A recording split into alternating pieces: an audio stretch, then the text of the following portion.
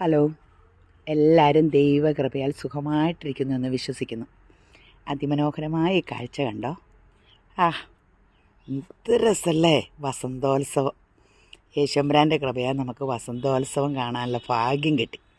അതിമനോഹരമായിട്ട് പൂക്കളും കൊണ്ട് യേശപ്പാ സ്തോത്രം. എത്ര നന്ദി പറഞ്ഞാൽ മതിയാവും. നമുക്ക് വേണ്ടിയല്ലേ ഇതെല്ലാം സൃഷ്ടിച്ചിങ്ങനെ നമ്മൾ കാണട്ടെ എന്ന് ഓർത്ത്. അതിമനോഹരമായിട്ട് എന്തൊരു രസമല്ലേ യേശപ്പാ, എനിക്ക് വയ്യ. അപ്പോൾ ഇങ്ങനെ നമ്മളെ അനുഗ്രഹിച്ച യേശുമ്പുരാനെ എത്ര സ്തുതിച്ച് ആരാധിക്കണം. പരിശുദ്ധാത്മാവിൻ്റെ കൃപയാൽ നമ്മളെ അനുഗ്രഹിച്ച് സർവ്വ നന്മയാലും, പരിശുദ്ധാത്മാവ് വരുമ്പോൾ നമ്മളിൽ സർവ്വ നന്മയും വരുമല്ലോ.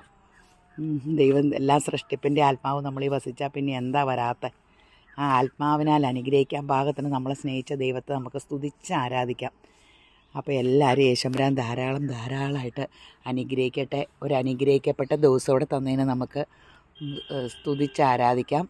നമ്മൾ ഒരു ലോകത്തിനൊരു അനുഗ്രഹമായി മാറട്ടെ. ഇങ്ങനെ ഈ ചെടികളൊക്കെ പൂത്ത് ലോകത്തിനൊരു ഭൂമിക്കൊരു അനുഗ്രഹമായിട്ട് നിൽക്കുമല്ലേ.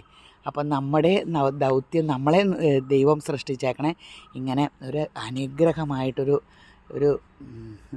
സൗന്ദര്യമായിട്ട് ഭൂമിക്കൊരു നമ്മളോട് അടുക്കുന്നവരെല്ലാം ഒരു സ്നേഹത്തിൻ്റെ പര്യായമായി യേശുവിനെ കാണുന്ന പോലെ, യേശുവിൻ്റെ സ്വഭാവം പോലെ ആകുവാനും ഒക്കെയാണ് സൃഷ്ടിച്ചേക്കണേ. പരിശുദ്ധാത്മാവും എൻ്റെ സഹായത്താൽ നമ്മളങ്ങനെയൊക്കെ ആകും. അപ്പോൾ എല്ലാവരും യേശുമ്പുരാൻ ധാരാളമായിട്ട് അനുഗ്രഹിക്കട്ടെ.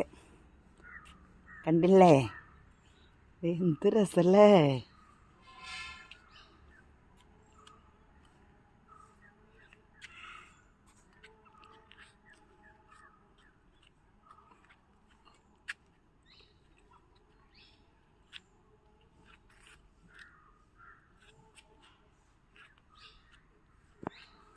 എനിക്കിപ്പോൾ രാവിലെ ഇത് നോക്കിയിരിപ്പോൾ അതുകൊണ്ട് നല്ല വെയിൽ.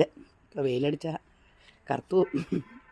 അപ്പോൾ അതെ, ശരി എന്നാൽ. അപ്പോൾ എല്ലാവരെയും യേശുമ്പുരാൻ അനുഗ്രഹിക്കട്ടെ. ആമേൻ.